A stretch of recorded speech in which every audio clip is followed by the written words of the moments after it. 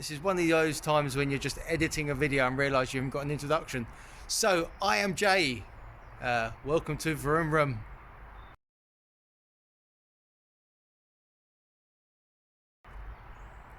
On today's video, hopefully we'll get the bike finished, MOT'd and done. Well, I know all that because obviously I've recorded this after I've edited the video. But stick around, it's a good video, and I don't know how to finish this. Guess I'll just press the button. Well, I've got about 3 hours of nice weather before it absolutely chucks it down, so lots to do. I am going to ride this bike today. I'm going to. I really am. Right, okay, so today's jobs before I ride this bike is to take the battery out, put the battery tray back in properly, mount up all of the relays, remove and replace the lock on there, remove and replace the petrol cap, find some bolts that are actually fit to bolt the petrol tank down, assess all of the panels, order some parts, order a logbook, order a mirror. Yes, lots to do.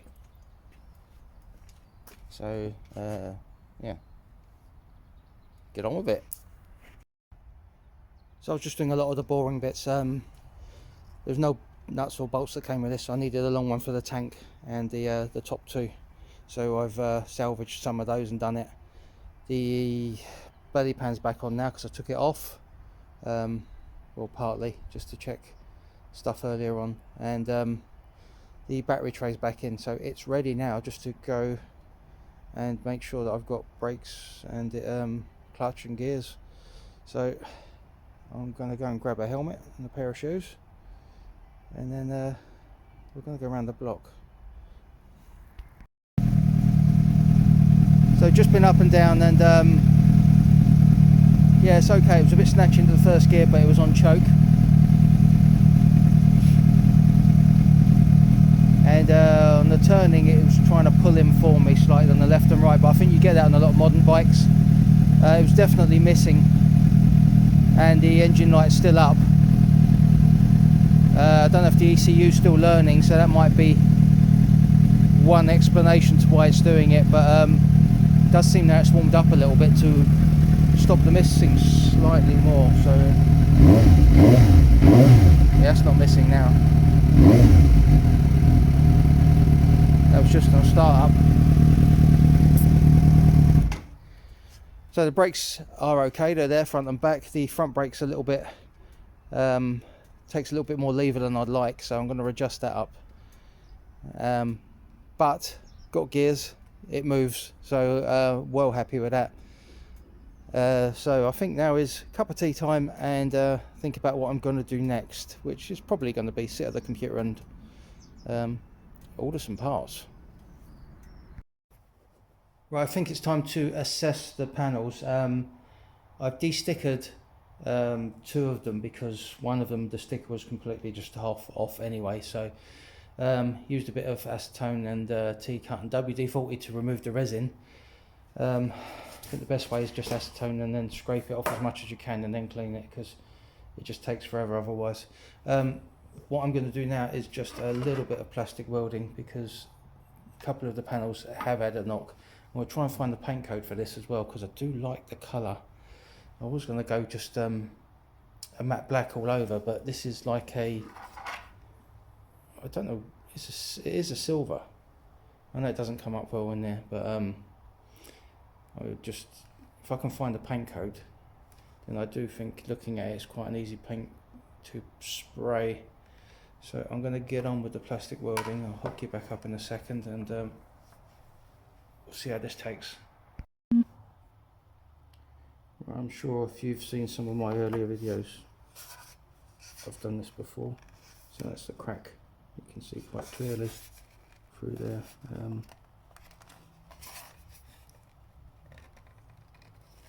And it's quite a clean crack.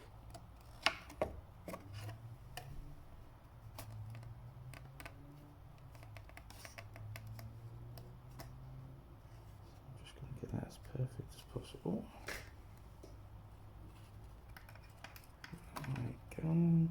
And then forget all about it because I've got a phone call. So I've done a couple in there. The first one at the top just left a slight gap still, so I've done another one, and one down the bottom because there's a bit of a stress mark down it. So I'm going to stick one more just in here, which I'm going to do now, and then that'll be it for this particular one. I'm going to cut the tails of it off, and then this one should be good to go. If I can ever get another bit out. Right, that's it. And just try that one in there. I'm being quite careful with these. I'm definitely not going in too far because I don't want to be coming out the other end. And they all look good, so on to the next job. Right.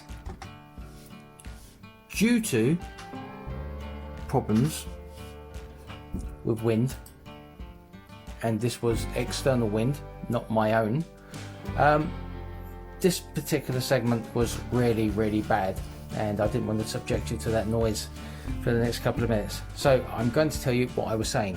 First of all, I'm saying I'm really ill, and I'm going to order some parts, and I'm going to look at the floor a lot and point at stuff and really make it look like I know what I'm talking about, and then count on my fingers a little bit, and then I'm going to say that it's still missing and I need to find out what's wrong with it. So what I'm going to do is put the bike into service mode, and that's done with that little white plug that you can see, and you just bridge the two wires at the end of it. It's quite easy because there's two wires at one end of the block and only one wire at the other end of the block, so the end with the two wires is the one that you stick the wire into. So it's just a little bit of wire, open each end, put it into each side, and then you'll get the codes. So I've just found a bit of wire, and now I'm looking to poke them in, and as you can see, I have to concentrate really hard on things.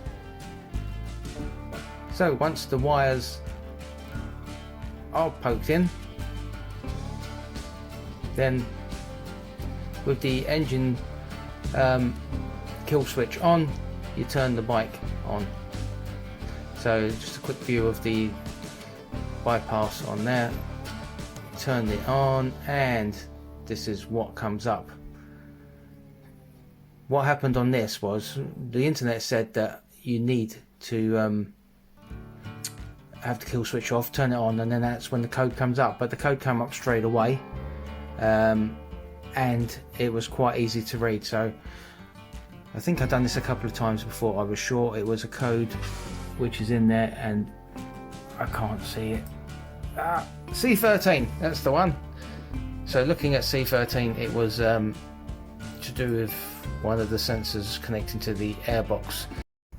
Right, so we're looking for the intake air pressure sensor, which is around about here underneath the tank. So the tank's got to come off.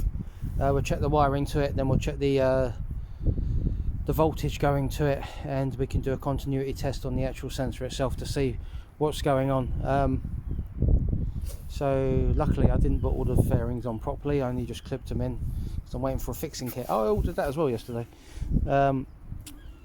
So let's whip off the tank and have a look.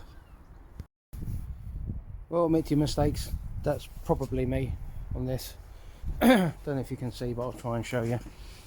There's a, sorry, oh there you go, that pipe there, not connected, my fault. So let's see if that makes a difference.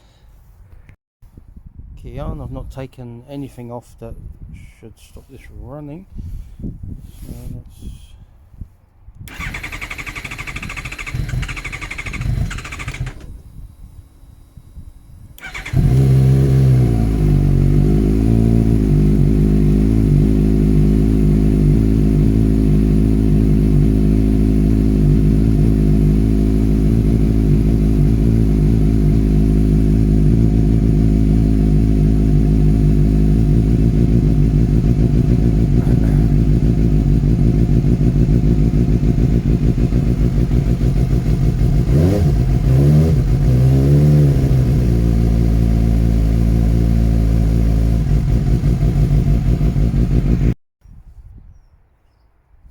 So we need to plug in again and have a look.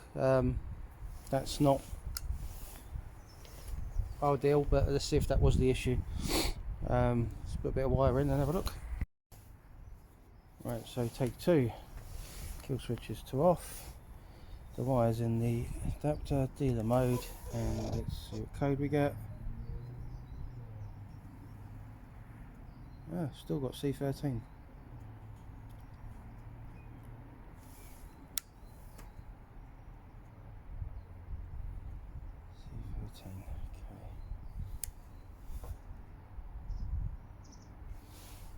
So let's turn it off, and yeah, doesn't look like that pipe was default after all. Right, so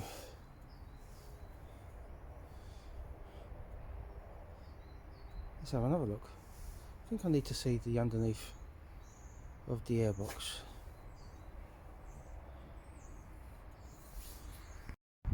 It's me, still full of flu, but bike is showing no faults, which is really good. I did change the sensor because I had a spare one, and I don't know if it was it or not. I did have a theory because I hadn't done the throttle body up properly in connection with the airbox, that might be sucking in just too much air and creating a fault. But I'm still a little bit concerned on cold startup. It just seems to be struggling a bit more, so I'm going to order a set of plugs for it, and I'm going to order a new air filter, and we'll see if that helps. It should do, but that's very positive, so I'm very pleased with that. I'll see how it starts tomorrow, because now it hasn't got that fault up. It might be okay, but we'll just have to see. So all in all, that's good news. Now I'm going to go and have another cup of tea, warm up, and blow my nose. So I fixed the cold start problem, and it seems to be starting okay now. So I'm just waiting on parts and the fairing kit to arrive with the nuts and bolts in it. So it's all good. It's just a case now of waiting on parts. It's all running well, and then hopefully we'll get it out for an MOT. So it's very close now. It's just, yeah, waiting on the postman. So this is the final bit. The bike is back from the MOT and it passed. So that's it now. It's ready to go to a new owner. So the one result I did have is on the way to the MOT station, I noticed that the bike was in kilometers per hour. So once I got to the MOT station, I changed the clock, and of course the miles came down. It's only done 2,170 miles, which is awesome for this bike. So a couple of things for the new owner to do if they want to. Very small panel there, could do with replacing. Sorry about that, made you blurry then. And there are some marks on the tank that could also do with being addressed properly, such as that one, and that one, and that one. But that's it. So very small things to be done. Very pleased with this bike. It is awesome and sounds incredible. So I do hope you enjoyed the series on this. Remember, please like, share, subscribe, and I will see you next time on the project I've already got over there. Take care, guys. See you soon.